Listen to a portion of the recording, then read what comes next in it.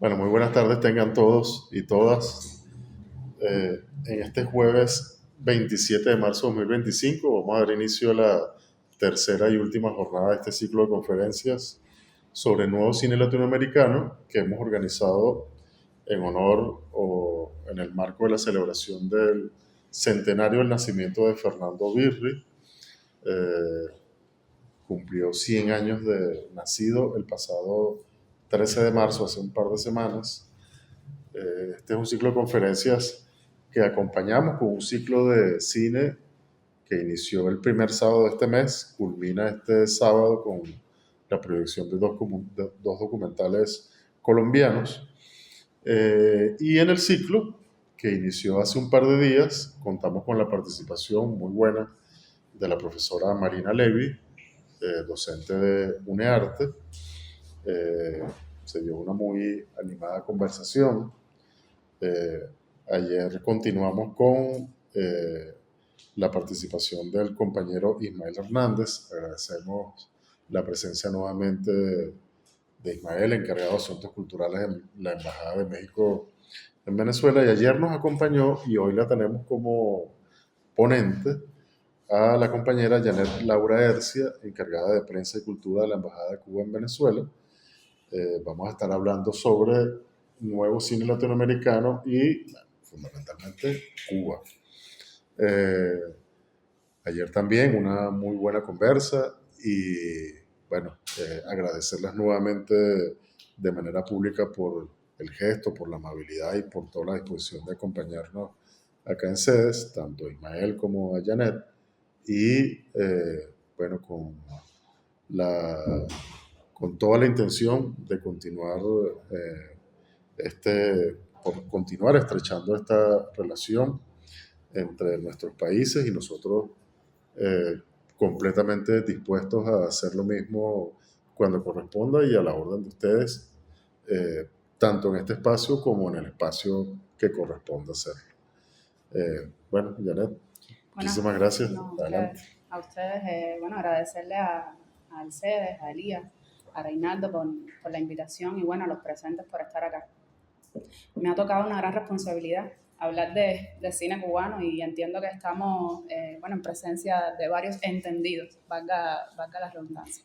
Pero bueno, ayer conversábamos sobre, o sea, mi colega Ismael nos compartió lo que sería el contexto del surgimiento del nuevo cine latinoamericano y de alguna manera voy a ser un poco oportunista y bueno, ya que todos estamos, digamos, contextualizados, pues quisiera más bien centrarme en lo que fue el cine cubano, pero igual, no debería dejar de mencionar que, como todos saben, la producción cinematográfica que imperaba, o sea, que inundaba en este momento Latinoamérica, en esos momentos estaba totalmente, o sea, era una producción cinematográfica comercial que tenía que ver, estaba, o sea, que estaba relacionada con la producción cinematográfica de Estados Unidos, es decir, que todo lo que se consumía en el continente era producción comercial proveniente de Estados Unidos que tenía que ver, dado la relación colonia-colonizador que existía en aquel entonces. Por tanto, de alguna manera, la producción cinematográfica estaba, toda la producción cinematográfica, pero también todo lo relacionado con la vida cultural, económica de Latinoamérica en aquel momento, estaba supeditado a los intereses, a los requisitos y demás de Estados Unidos. Por tanto, el surgimiento de este cine también de alguna manera vio limitado, o sea, la producción de este cine vio limitado su surgimiento dada por esta dependencia económica, cultural que existía con la colonia, en este caso Estados Unidos.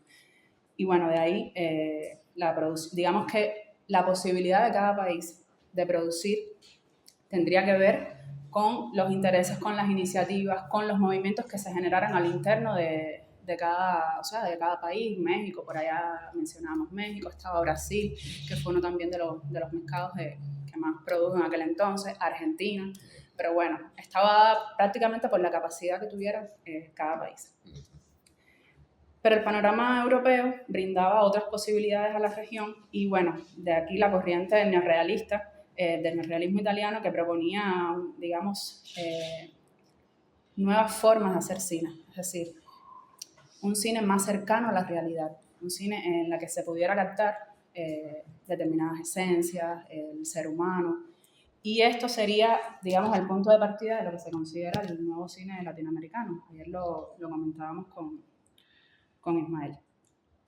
Ahí sobresalieron algunos iniciadores, que creo que ya lo mencionaron acá. Estaba, bueno, Nelson Pereira dos Santos con su obra Río 40, por Argentina estaba Fernando Birri con Los Inundados, y por supuesto estaba Cuba, que en este caso estuvo representada por Julio García Espinosa, Jorge Jaidú, Tomás Gutiérrez Alea, José Masip y Alfredo de Vara. Y la obra que, digamos, inicia a Cuba en el nuevo cine latinoamericano se llama El Mégano. Imagino que algunos de ustedes ya la conocieron.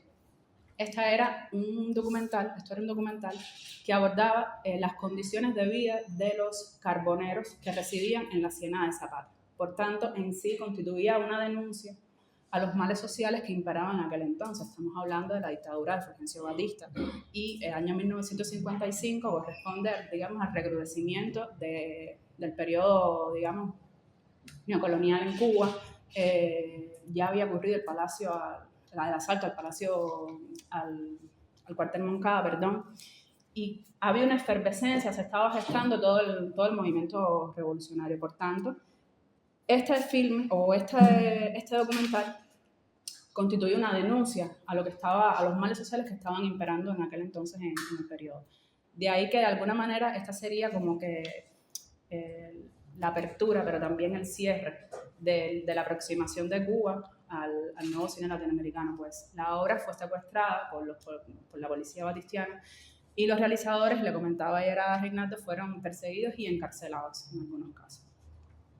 Bueno, posteriormente no volveríamos a hablar del nuevo cine latinoamericano en Cuba hasta, digamos, entrada la revolución, año 1959, que tendría, por supuesto, una influencia enorme en la región, ya que sería el hecho cultural más importante de su tiempo. Pues si bien buscaba, o sea, romper con los esquemas, romper con las ataduras sociales que tenía Cuba hacia, en este caso, la colonia de Estados Unidos, pues buscaba crear unas nuevas relaciones sociales a partir de refundar lo que era la cultura nacional. Porque la revolución tenía que vivirse desde adentro, tenía que integrar a todos y cada uno.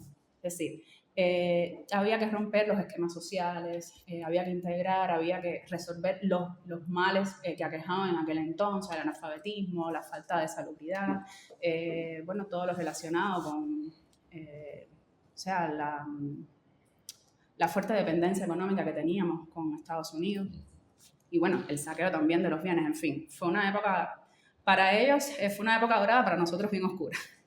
Y entonces la revolución viene a romper con todo eso. Por supuesto, lo que buscaba era promover el cambio, y el cine, en esta nueva aventura, por llamarla de alguna manera, jugaría un papel esencial. ¿Por qué? Porque primero se utilizaría el esquema neorrealista, que ya lo habíamos abordado anteriormente con la aproximación al cine con la obra del Mégano. Y bueno, se unificaron dos necesidades. Primero, la de contar, la de registrar, relatar todo lo que estaba aconteciendo en el proceso revolucionario. Pero a la misma vez, estamos hablando que eran realizadores jóvenes que no tenían experiencia, y por tanto, también se daría la tarea de aprender las técnicas relacionadas con la producción cinematográfica. O sea, se unirían, digamos que, dos necesidades. Y bueno, creo que el mayor logro o la mayor expresión que tuvo Cuba en aquel momento, o sea, la producción cinematográfica o la historia del cine en Cuba en ese momento, fue la creación del ICAI, apenas 80 días de fundada, o sea, de instaurada la Revolución Cubana. 24 de marzo de 1959, la ley 169 del naciente Estado Revolucionario dio paso a la fundación del ICAI. Y bueno, me permito leerles un fragmento de lo que expresaba esta ley. Se plantea que el desarrollo de la industria cinematográfica cubana supone una labor de promoción, educación y reeducación del gusto seriamente lastrado por la producción y exhibición de filmes concebidos con criterios mercantilistas, dramática y éticamente repudiables, y técnica y artísticamente insulsos. El cine debe constituir un llamado a la conciencia y contribuir a liquidar la ignorancia, a dilucidar problemas, a formar soluciones y a plantear dramática y contemporáneamente los grandes conflictos del hombre y la humanidad. Es decir, el cine debía acompañar el nuevo proceso en todos los sentidos. Había por supuesto que educar ¿cómo se llama? Perdón. Había que educar al público, pero también había que sanar o limpiar la pantalla que estaba contaminada por aquel cine de producción comercial estadounidense. Creo que hay unas cifras por ahí que hablaba de que de 500 filmes que se exhibían en Cuba, algo así como 300 y algo eran producción meramente estadounidense. O sea, imagínense la penetración, no solo desde el punto de vista político, sino también cultural, a la que, a la que se imponía en aquel momento. Y bueno, había que, como mencionaba, liberar las pantallas. Los padres fundadores del instituto, en aquel momento, bueno, a la cabeza estaba Alfredo Guevara, Santiago Álvarez, Tomás Gutiérrez Alea, Saúl Yelín, que junto a otros jóvenes, bueno, se dieron a la tarea de refundar el nuevo cine cubano. Pero, como les mencionaba, no tenían experiencia. La experiencia la fueron adquiriendo en la práctica, gracias al acompañamiento, al proceso revolucionario. Por tanto, se dieron a la tarea de experimentar, que fue, digamos, la base de la creación cinematográfica cubana en aquel momento. Digamos que tomaron del nuevo cinema brasileño, el free cinema inglés, la nueva ola francesa, el neorrealismo italiano, y de alguna manera se dieron a la tarea de crear el cine cubano a partir de estas corrientes. Pero indudablemente el neorrealismo italiano sería el que más calaría hondo en Cuba, o sea, en la cinematografía, en la producción cinematográfica. ¿Por qué? Porque de lo que iba era de retratar lo que estaba ocurriendo en aquel momento, de acompañar el proceso, como venía comentando. Y, por supuesto, sería un instrumento de crítica a lo que fue el periodo republicano, y había que visibilizar la nueva situación social, los nuevos cambios que había traído consigo la revolución. Bueno, para eso creo que los fundamentales fueron los largometrajes, el documental, que reflejaron con fuerza los cambios que estaban ocurriendo en aquel momento, y hubo una transformación desde el punto de vista de los protagonistas, es decir, ya no eran, digamos, las grandes actrices, sino que el protagonista en esta ocasión era el pueblo. Era la mujer, el obrero, el miliciano, es decir, un cambio en lo que sería el protagonista de estas historias que se contaban. Y bueno, pues tomarían y cobrarían espacio en la gran pantalla. O sea, las personas, el pueblo se vería reflejado en el producto audiovisual per se. Bueno, las primeras películas que se realizaron en aquel momento, comentábamos que Historias de la Revolución, de Tomás Gutiérrez Alea, Realengo 18, de Oscar Torres, con la colaboración de Eduardo Manet, Cuba Baila y El Joven Rebelde.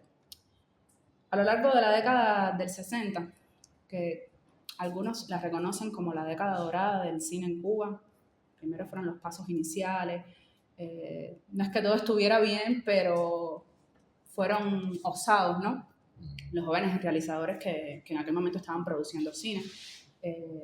Pero hubo una figura en este caso que resaltó en demasía, que fue Tomás Gutiérrez Alea. Bueno, la obra de Historias de la Revolución, que fue filmada en el 60, es un filme que recoge 3 momentos: la lucha batistiana, incluida con la lucha clandestina, la lucha en la Sierra Maestra y la toma de la ciudad de Santa Clara. Me permito leer algo que el propio Titón comentó sobre la obra. Hacer Historias de la Revolución fue un aprendizaje intenso y rápido.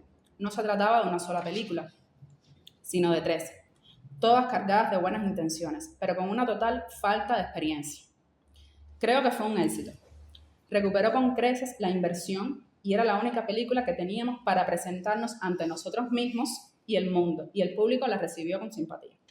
Discutimos mucho sobre la responsabilidad que significaba hacer esa película, entre otras cosas porque sería el primer largometraje de la revolución y todo el mundo iba a estar mirando lo que hacíamos.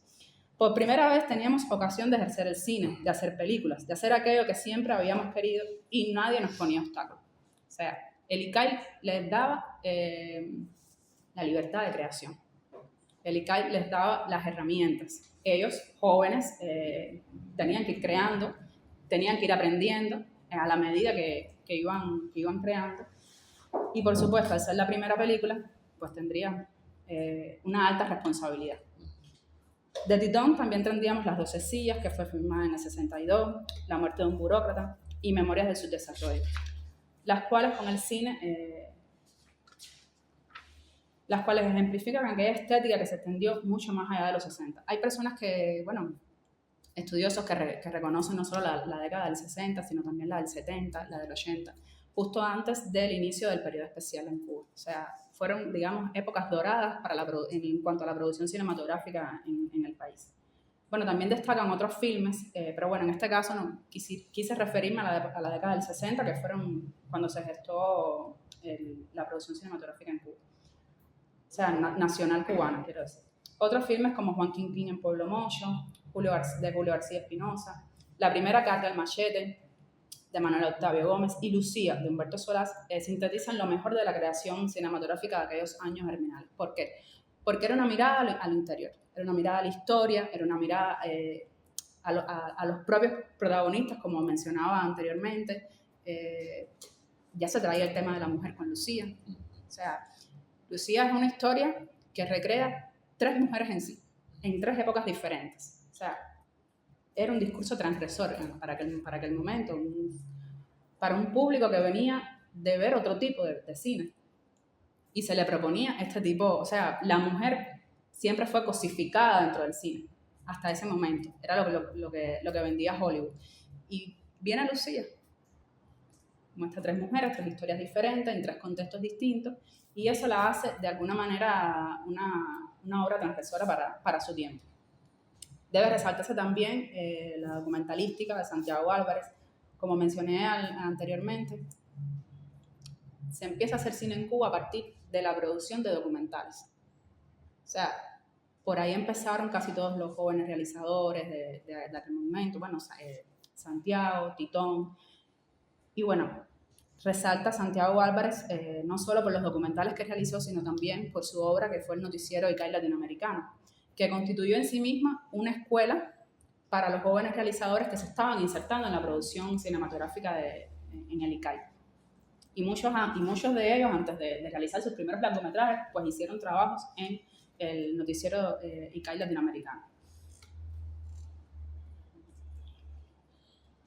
Bueno, el carácter innovador de este afamado documentalista se basó en la armónica recreación visual de imágenes y sonidos para lograr definidos perfiles políticos que mostraban y enjuiciaban las complejas situaciones nacionales e internacionales de entonces.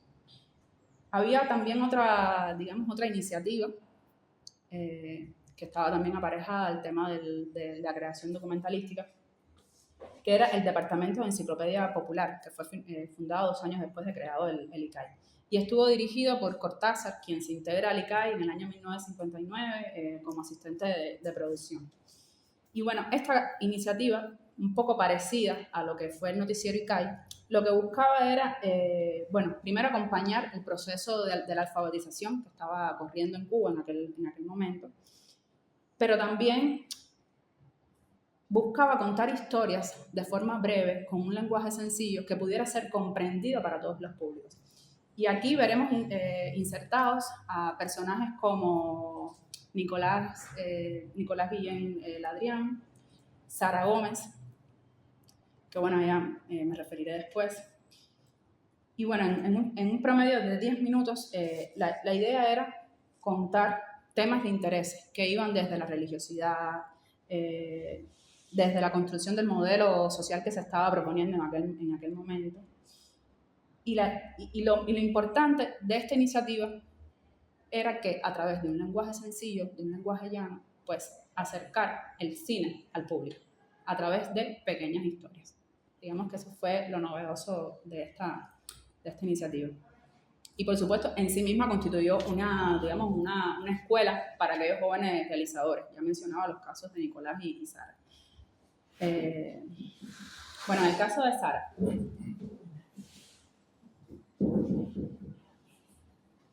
En el caso de Sara, Sara se inicia dentro de la documentalística cubana. sea, imagínense, una mujer negra, en un mundo dominado por hombres, porque seamos realistas. La producción cinematográfica siempre, digamos, de alguna manera ha estado dominada por los hombres. Entonces, ella tenía un doble reto. Y bueno, logra su filme, de cierta manera, en el cual habla un poco del papel del machismo, un tema tabú en aquella sociedad culturalmente machista. Infelizmente no pudo terminar el filme, pues fallece repentinamente durante el rodaje. Pero trajo al tapete un tema de suma sensibilidad e importancia como era el machismo, y que además que era un filme producido por una mujer cubana y negra. Otra iniciativa importante fue el grupo de experimentación sonora del ICAI, donde tuvieron vida Leo Brauer, Silvio Rodríguez, Pablo Milanés, y la idea era acompañar con una música, digamos, original, con una música que se pareciera al producto, ¿no? Acompañar la producción cinematográfica de aquel entonces. Después, por supuesto, le vinieron los del movimiento de la nueva trova. Bueno, debemos mencionar también que en esta década del 60, el ICAI se convertiría en el epicentro de la cinematografía en América Latina. Alfredo Guevara traería o digamos que ayudaría, apoyaría la producción cinematográfica de algunos cineastas, realizadores como, bueno, según cuando estuve leyendo vi algunos nombres que colaboraron en producciones cinematográficas en Cuba, o sea, que no eran cubanos. Y bueno, Alfredo apoyaría la obra del boliviano Jorge Sanginés, del chileno Miguel Liting, el brasileño Glauber Rocha, el colombiano Lisandro Duque, y bueno, otros más que encontraron en Cuba, digamos, el caldo de cultivo de realización de su obra cinematográfica. Y creo que eso también es uno de los logros, ¿no?, que se le debe tener en cuenta al ICAI como institución, que no mencioné al inicio, pero digamos que fue la primera institución cultural de la Revolución. Incluso fue fundada mucho antes que el Ministerio de Cultura. El Ministerio de Cultura se funda después. Entonces, imagínense la importancia que le daba la naciente revolución al cine como acompañante del proceso que estábamos viviendo. Y bueno, este apoyo del ICAI a la cinematografía del patio, por llamarla de alguna manera, tendría, digamos, su mayor expresión el 3 de diciembre de 1978, cuando se crea el festival, se celebra el primer festival de cine, del nuevo cine latinoamericano. Que bueno, que tendría como reto, primero, hacerle frente a una producción tan gigantesca, o sea, a una industria tan gigantesca como la hollywoodense. Sería una producción nacional que iría a romper los códigos de lo estéticamente impuesto por esta producción hollywoodense y demostrar las realidades, en este caso, de los dominados, de las culturas populares. O sea, eso viene siendo un poco el espíritu que quiere mostrar, o sea, que recoge el festival. Sería un permanente espacio para la discusión, para el debate, para crear alianzas, para mostrar lo que con poco estábamos haciendo desde el otro lado del continente. Centró el objetivo, o sea, tenía la posibilidad real de una liberación para todos y, por supuesto, en este sentir, vendría a ser como la propia Revolución Cubana el ejemplo más vivo de esta iniciativa. Es imposible dejar de mencionar la figura que tuvo el comandante Fidel Castro como impulsor, como promotor, como no creador, pero sí como artífice, de alguna manera, Inspirador, exacto. Gracias de esta producción, o sea, del cine cubano per se. Él consideró el cine como un campo en su batalla política, y en el discurso de clausura del 7º Festival Internacional expresó: soy una de las personas conquistadas por el nuevo cine latinoamericano. Pudiéramos llamarlo así, una conquista. Estos festivales de La Habana habían comenzado desde 1979 y de manera inconsciente prácticamente, yo iba cada año alegrándome con la idea de que se acercaba el festival. Al principio veía 2, 3, 4 películas que adquiría nuestro país en cada festival del nuevo cine y me percataba de la creciente calidad de las mismas. O sea, el festival, bueno, Ernesto lo podrá decir, cuando acontece el festival en Cuba es una fiesta del cine. O sea, se roba cada espacio. Y una de las cosas meritorias que tiene el festival es que al triunfo de la revolución, pues el circuito de cine, que eran propiedades privadas, pues también fueron nacionalizados. Entonces, el festival cubría todos los circuitos de cines del país, incluso en algunas provincias. O sea, eso era algo bastante alentador porque permitía el acceso al cine de todo el público. Y bueno, Tenemos que hacerlo cuando... Y bueno, el festival permitía eso. Se apodera de La Habana. El público cubano es un gran admirador del cine latinoamericano. Lo disfruta grandemente. Estudia los realizadores nuevos, estudia las películas, los filmes que salen y vive a la par del realizador el Festival de Cine Latinoamericano. Y bueno, por supuesto, es una ventana también para conocer lo que se está haciendo en la región, lo que se está produciendo en este caso. Bueno, otra importante iniciativa sería la fundación del Nuevo Cine Latinoamericano, que tuvo a su presidente Gabriel García Márquez en el año 1985. Y bueno, que esta... Claro, la fundación. Sí, la fundación, digamos que absorbería lo que sería el Comité de Cineastas de América Latina, que creo que tuvo su concreción acá su fundación acá en Caracas. Ya, tranquila que eso no lo van a decir luego. Exacto. En el año 1974. Bueno, yo tenía anotado 74. 75. Y después respiró eso. Gracias. Y bueno, acogería en sus metas las metas del Comité de Cineastas, para la redundancia, convirtiéndose en la institución dedicada al fomento del nuevo cine latinoamericano. Esto es en el 85, 86.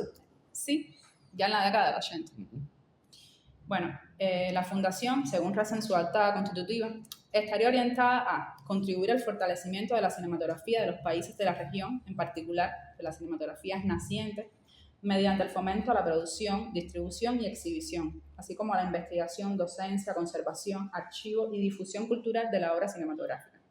Sería la organización encargada, de gestionar toda la producción cinematográfica latinoamericana y, por supuesto, tener en cuenta el avance en este sentido, cuáles son las nuevas producciones, las nuevas técnicas, de alguna manera.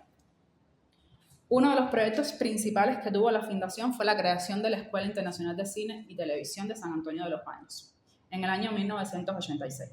Esta fue una iniciativa promovida por el cineasta Julio García de Espinosa, a la sazón, en aquel entonces presidente del ICAI.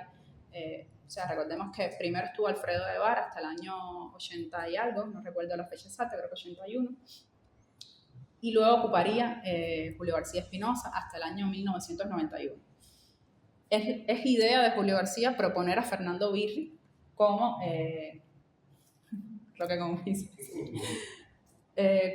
presidente de la escuela, pues consideraba que era el único que tenía experiencia como director, luego de haber fundado en la década del 60 la Escuela Documental de Santa Fe en Argentina.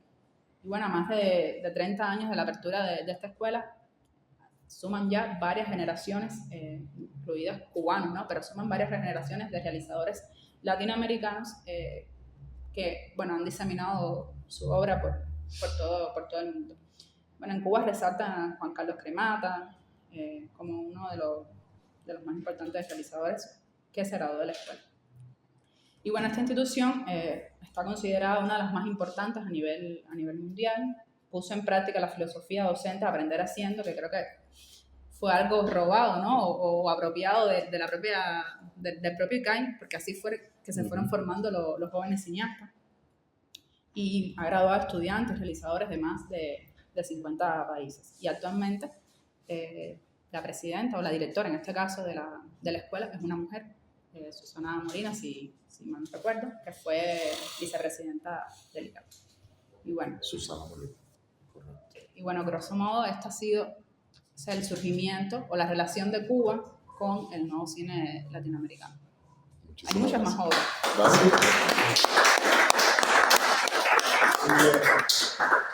Muchísimas gracias, Janet. Yo le comentaba a Janet, Janet ejerció funciones, trabajó en Portugal, Sí. asumió responsabilidades diplomáticas en Portugal. No lo dije, Janet. Es egresada en Comunicación Social de la Universidad de La Habana y muy poco tiempo después cursó el Diplomado de Relaciones Exteriores del Instituto Superior de Relaciones Internacionales, Raúl Roa García de La Habana. Entonces yo le comentaba que Lisboa, Portugal, ¿no? Que es un país hermosísimo, uno de los países que más quisiera conocer. No, yo nunca he ido. Ya recordé la ciudad. Y escuchándote, pensaba que una de las cosas que no he tenido todavía la oportunidad de vivir es justamente un festival, sí, que he escuchado maravillas de esa experiencia, ¿no? Bueno, por allá está Ernesto, que la ha vivido. Sí, sí, no, en algún momento habrá oportunidad sin duda alguna. Bueno, muchísimas gracias, Janet, nuevamente. Wow, qué ejercicio De síntesis. de síntesis de un tema sobre el que se puede decir tanto. Eh, el Mégano, yo no la conocía, la descubrí hace como un mes y tanto. Yo le decía a algunos, estaba leyendo algunas partes de este libro, lea una retrospectiva crítica. Y Se el me Mégano, creo que es del 55, el documental, Uh-huh. y lo confisca, mira cómo se llamaba, lo confisca el Buró de Represión de Actividades Comunistas. Impresionante. Comunistas. Confisca no solamente la película, sino que, como tú bien decías, persigue y encarcela inclusive a algunas de las personas que participaron en la realización del documental, entre ellos Gutiérrez Alea. Y conversábamos ayer también informalmente historias de la revolución. Yo le decía a Janet, yo no, a mí de verdad, yo sé que suena un poco como a exageración, ¿verdad? Pero a mí de verdad me sorprende mucho, o sea, yo no termino de comprender bien qué estaría pasando en ese lugar, en Cuba, ¿no? O sea, como una revolución, como un proceso político, ¿no? Como un movimiento, como una nación es capaz de producir algo como Historias de la Revolución con apenas un año en el poder. O sea, es una película, para el que no la ha visto, es una verdadera, es algo realmente extraordinario. El último capítulo, la última parte, que es la de la batalla de Santa Clara, eso es cine bélico de alta factura, una cosa que uno no puede creer, de verdad. Yo he visto pocas cosas, o sea, pocas batallas mejor recreadas que esa. Y creo que tiene muchísimo más mérito, siendo el caso de, como insiste mucho Tomás Gutiérrez Alea y seguramente en general la gente que hacía y sigue haciendo cine en Cuba, pero bueno, digamos, los que estaban haciendo cine en ese momento, con muy pocos medios, muy pocos recursos, ¿no? Pero con una claridad, creo que con una, bueno, esa cosa que hacen los procesos revolucionarios, ¿no? Que es como que despiertan una cosa allí, como una suerte como de ímpetu, ¿no? Y de, bueno, está esta cosa del respeto, del rescate de la dignidad, ¿no? Una audacia, una voluntad por romper con moldes estéticos, etc. Y, bueno, toda esta necesidad de contar la realidad, ¿no? Esa necesidad que tienen todos los procesos, bueno, todos los regímenes políticos realmente, ¿no? Pero una revolución mucho más de contar la realidad, o sea, lo que está ocurriendo, pero no siempre eso se hace bien. Es decir, no hay ninguna garantía para contar una realidad con eficacia política, simbólica, para que eso le llegue a la gente, etc. En Cuba lo hacen y lo hacen extraordinariamente. Tú eres infinitamente modesta, fuiste muy modesta en tu exposición. O sea, tú dices, Historia de la Revolución fue una película que se vio mucho. Por supuesto que tiene que haber tenido un impacto poderosísimo. O sea, que una obra como esa se viera en el 60. Es una película muy bien hecha, ¿no? Luego, el Mégano, volviendo al Mégano, yo le comentaba a algunos amigos, para mí, yo no sé si alguien ha establecido esa relación, si es una cosa obvia entre los expertos y yo estoy descubriendo el agua tibia, pero para mí es difícil concebir, o sea, yo creo que Araya, que es como decir 4 años después de Margot Benacerraf, ¿no?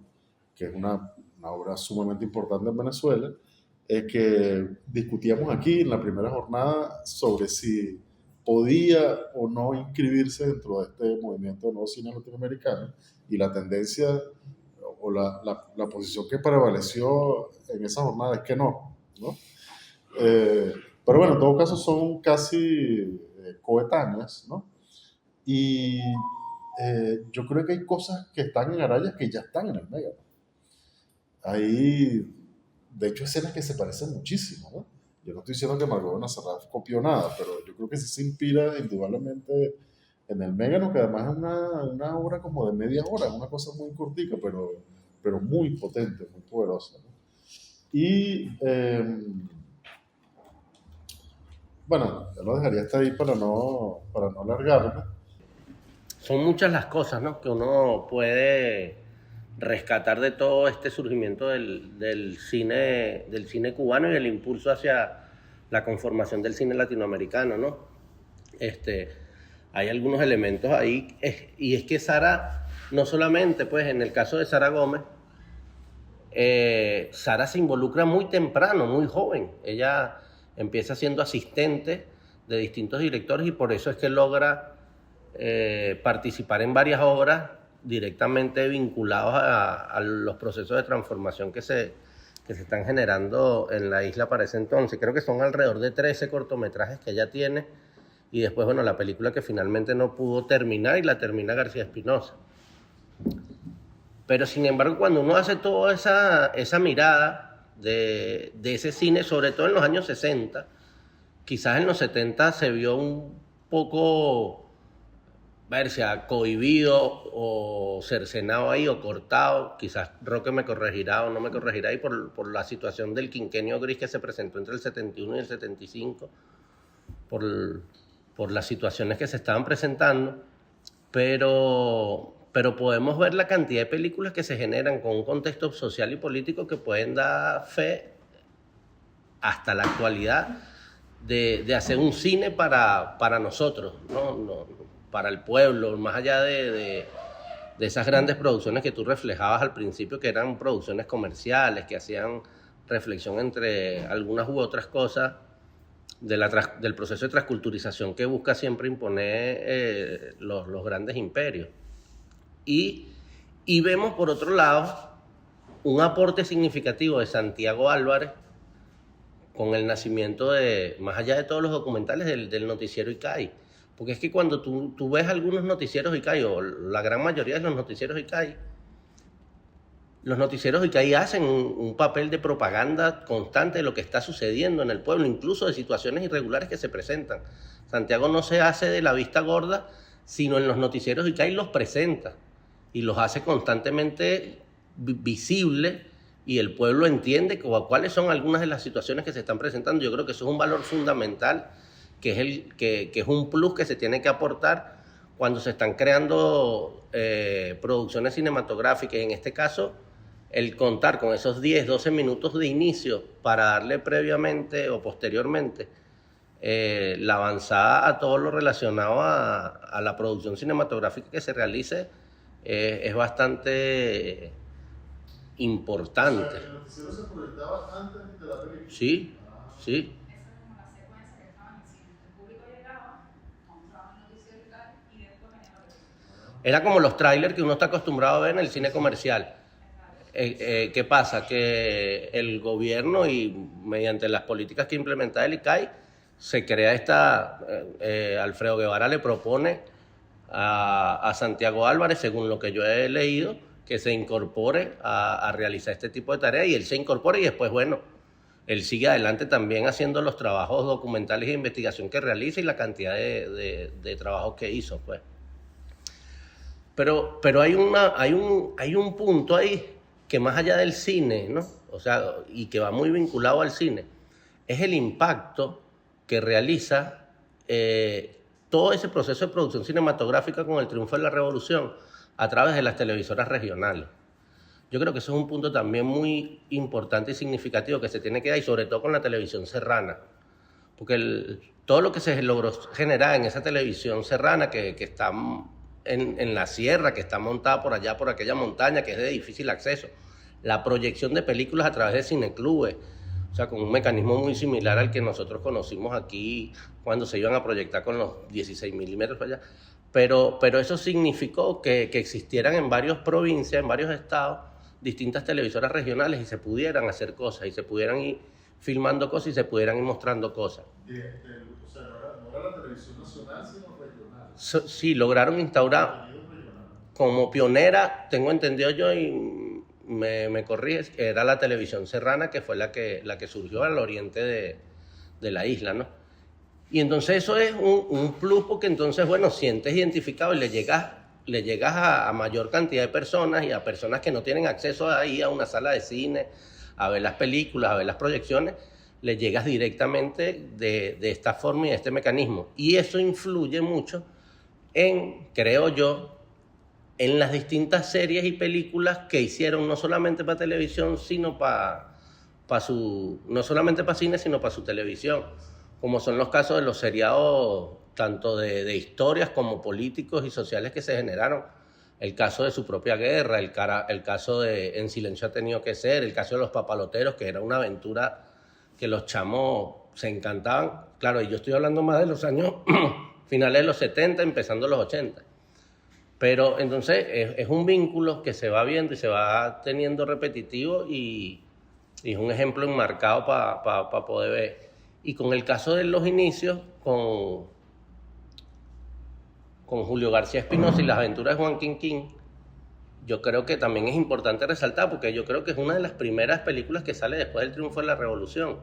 O sea, y es como él rescata y trata de alguna forma de meterse en un western, no a lo estilo tradicional que estamos acostumbrados a ver con la pantalla hollywoodense, sino un western bien particular que tiene su historia con Juan Quinquín ahí en su particularidad. Pero yo creo que es una historia que de verdad amerita sentarse a conversarla, a ver, porque tiene muchos elementos que configuran definitivamente en un proceso de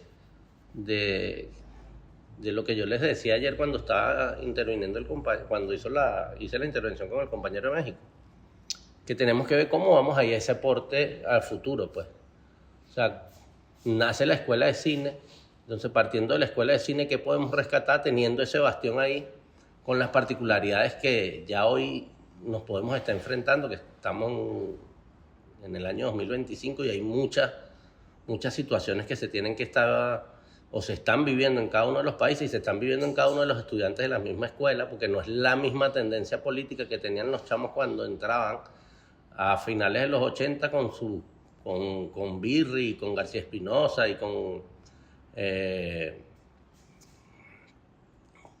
Gabriel García Márquez, cuando tiraron ese inicio, a lo que está sucediendo ahora. Entonces, ¿cómo nos repensamos nosotros? ¿O qué aporte podemos hacer? O sea, yo creo que es una discusión que tenemos que buscar generar para ver cuál sería el caldo de cultivo que nosotros podamos impulsar, aportar para esa nueva camada de jóvenes que se vayan incorporando y con qué perspectiva. Y creo que nosotros pudiéramos también tener algún aporte significativo desde ese aprender haciendo en nuestras localidades para darle continuidad a un proceso de construcción que vaya transversal, yendo desde lo político hasta lo cinematográfico. Janet abrió todos los caminos en esa síntesis tan precisa y hermosa de momentos de todo lo que ha sido el proceso del cine, el nuevo cine latinoamericano. Dejó abiertas todas las puertas para lo que está diciendo por allá nuestro estimado compañero Ernesto, el otro el che nuestro de aquí. Y es interesante que él, como joven cineasta, se plantee todo lo que se está planteando y que yo he venido reconsiderando aquí, es que es revirar toda esta historia. Porque la historiografía oficial de todo este proceso, dígase de izquierda, porque es la que ha tratado o intentado hacerlo, además con una mirada neopositivista de lo que han sido los historiadores nuestros aquí, hasta la historia insurgente en este momento, construye desde un método, que es un método no incluyente, sino excluyente y de comportamientos estancos, desplazando la posibilidad de que podamos hacer muchas otras consideraciones acerca de lo que es el nuevo cine latinoamericano. Vuelvo, insisto, yo creo que nosotros tenemos que abrir esos parámetros y manejar desde lo que ayer dije sobre el cine mexicano, ¿verdad? Y una consideración esencial, que es toda la manera en que se hace el enfoque del cine mexicano de los años 40, 50 y en adelante, donde en ese momento existía un cine generalizadamente comercial en las otras grandes cinematografías latinoamericanas, son la argentina, la brasileña de cierta manera, en menor grado, y la mexicana, por supuesto. Transversalizado ese hecho por esa película tan importante que hemos dicho, que es Los Olvidados, de Luis Buñuel. Ahí se abre todo. Nosotros tenemos que resemantizar, por decirlo de una manera, la narrativa, por ser conceptualmente muy actualizado con lo que es la visión global sur-sur, todo lo que es el nuevo cine latinoamericano. Y tenemos que, esencialmente, señores, mirarlo desde allí, porque todo lo que está diciendo Janet y lo que ayer dijo Ismael, ¿verdad? Y lo que dijo antes nuestra Marina Levy, ¿verdad? Confluye en eso, confluye en unos hitos que van construyendo un hilo dorado de conducción con elementos que aparentemente son convergentes en el sentido divergente de toda la política nuestra, que ha sido dictadura y democracia alternándose, en algo que es convergente no solamente, como tú lo has señalado, por regiones capitulares de cada uno de los países y su cinematografía, sino también por los imaginarios que se estaban tramando y tocando en ese momento y que eran absolutamente decolonizadores, fundamentalmente. Eso lo vemos en la exposición de Janet, inclusive antes de la Revolución Cubana, lo vemos en la exposición también de Ismael y lo vimos en la exposición de Marina Levy, cuando ella coloca a un lado, ¿verdad?, a Araya y se mete en todo lo que fundamenta por lo menos una coincidencia que hay del neorrealismo italiano, la película de Enrique La Escalinata, con lo que está colocando como antecedente Janet, ¿no? Y creo que de una u otra forma también tú lo colocaste. Se habla mucho del neorrealismo. Pero sin embargo, allá hay toda una serie de elementos que fundamentan a lo mejor otra cosa. Porque el neorrealismo era una forma de filtrar todo lo que era historia de la revolución de Gutiérrez Alea, por ejemplo, que tú dices, esto es realmente extraordinario. La influencia, y yo voy a decir soviética, así me caigan encima, es del constructivismo ruso, pero yo voy a decir soviética, pues, ¿me entiendes? Y lo voy a decir desde un punto de vista académico, lo que después ha sido la reflexión académica acerca de nuestro cine. En el VIC, Escuela Cinematográfica de Moscú, no se hablaba como se habla aquí del guión cinematográfico de hierro, como se pensó siempre que lo había dicho León Kuleshov, y de ahí no se había salido. No, se hablaba dentro de 3 textos fundamentales que son de Sergei Mikhailovich Eisenstein, que son El sentido del cine, La forma del cine y Notas de un director de cine, de 63 maneras de escribir una película. Imagínense usted la riqueza que hay allí.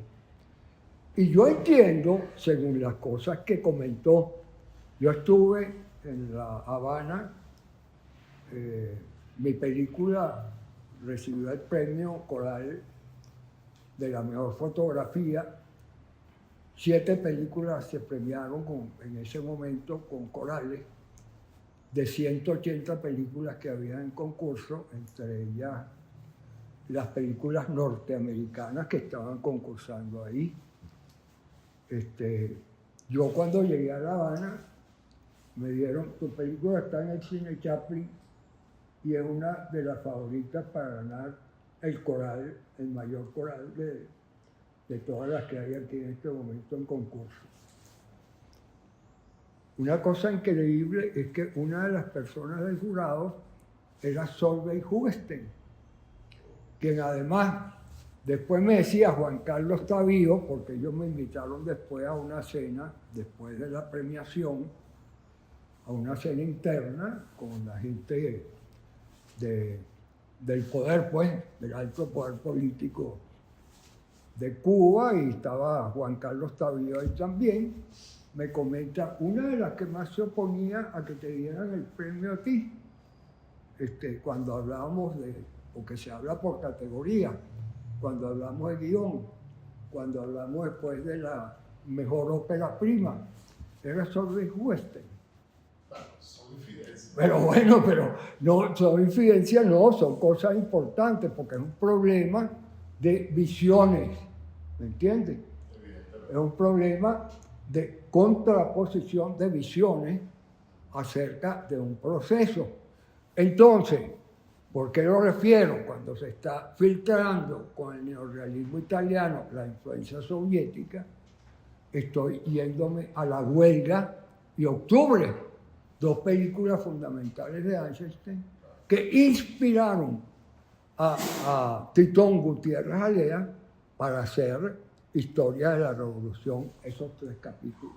Y que tú te quedas impresionado por la forma en que se construyó todo lo que manejaba Sergei Mikhailovich en ese momento acerca del tipaz y lo que era la construcción. Lo manejaban los 3 fundamentales que se llaman montadores o montajistas de lo que ha sido el cine, descubridores de ese sistema para hacer las películas, que se llama el constructivismo soviético, que son Dovzhenko, Pudovkin y Dovzhenko y ¿cuál es el otro?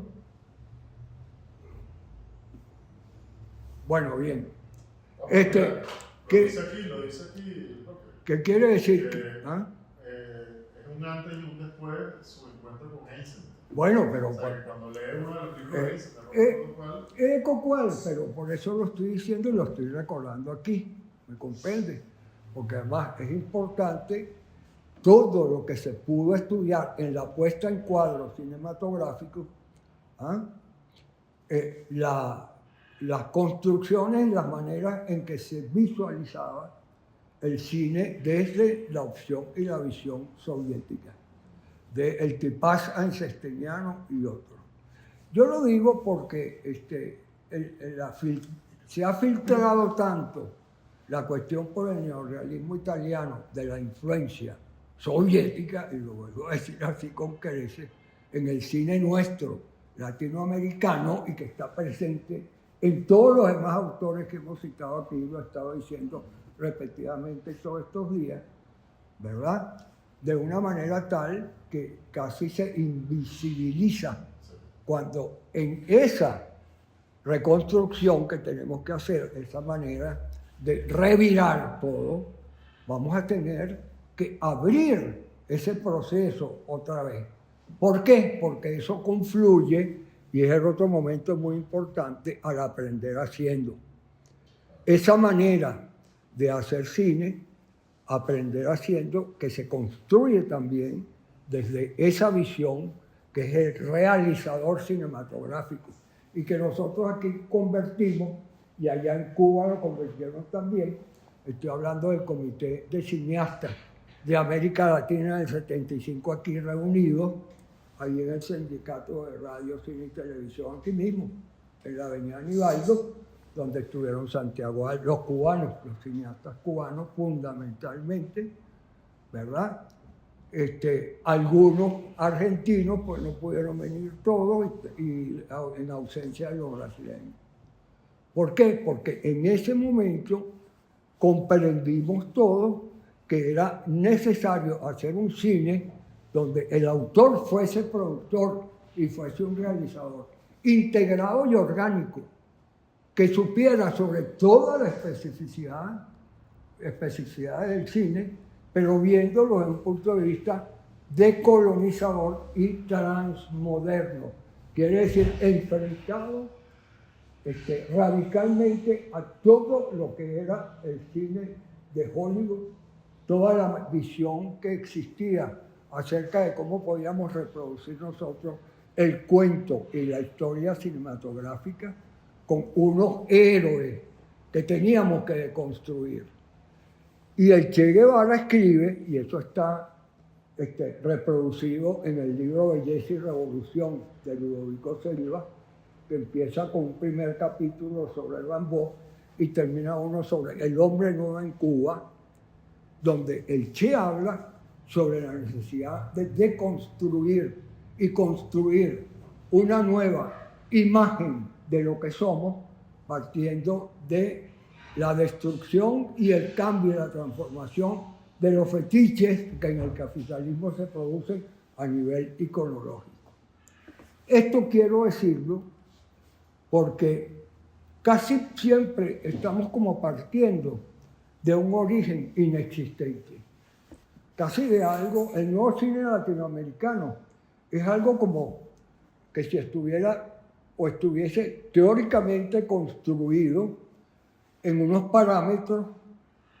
Ya ustedes, vuelvo y repito, Ismael y tú y Marina rompieron eso, y por allá nuestro Che venezolano lo acaba de hacer también, porque entonces deconstruye todo eso y multiplica los espacios y la forma en que nosotros tenemos ahora que representarnos y sentarnos a revisar y a ver ese proceso nuevo en su construcción actual, que es una construcción que está a medio camino. Nosotros seguimos a medio camino. Siempre hemos estado aquí hablando, y ayer lo hablamos cuando estaba Manuelito, porque Manuelito se fijó en que estábamos compartiendo un momento muy preciso de lo que Virri dijo en algún momento: o estamos haciendo un cine neurótico o estamos haciendo un cine de iluminado. Ajá, en ese parámetro estamos ahorita. Esa es la revisión que tenemos que hacer. Un cine que realmente se enfrente con los fetiches cambiados, pero revelados de tal manera que sea un enfrentamiento, vamos a decirlo sin eufemismo, de guerra mediática contra todo lo que nos quieren imponer desde afuera, y nos dejamos imponer permanentemente porque seguimos considerándonos, como ellos nos dieron, el patio trasero dentro de la doctrina Monroe. Hasta ahí quiero llegar. Mira lo que dice, palabras textuales de Gutiérrez Alé.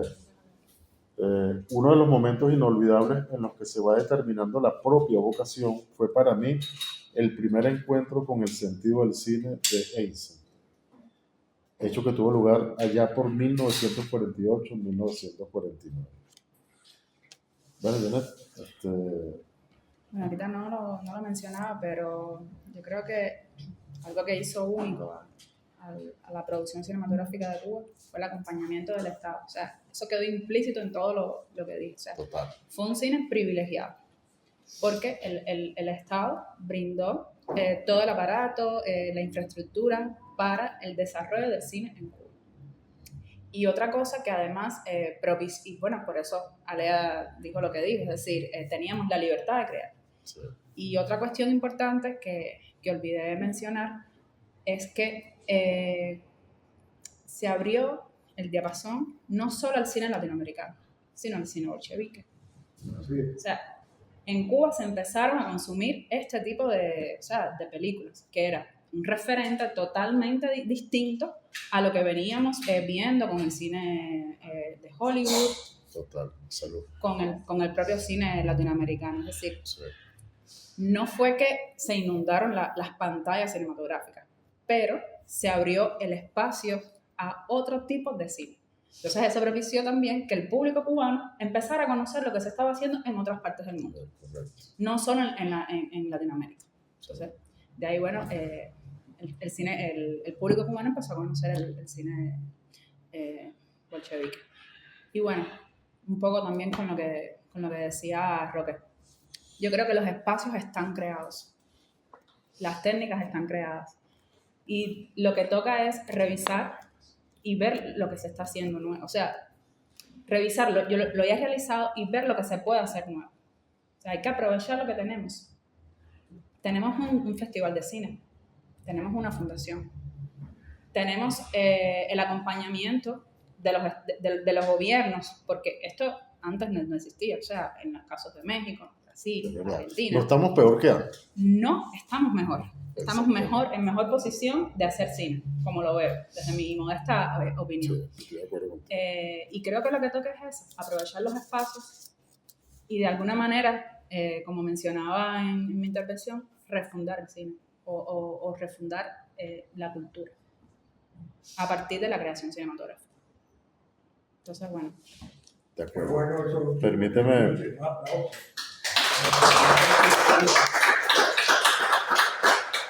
Permíteme, Janet, y todos terminar esta jornada con las últimas palabras de Gutiérrez Alea cuando presenta su película en Karlovy Vary en 1968, Memoria de su desarrollo.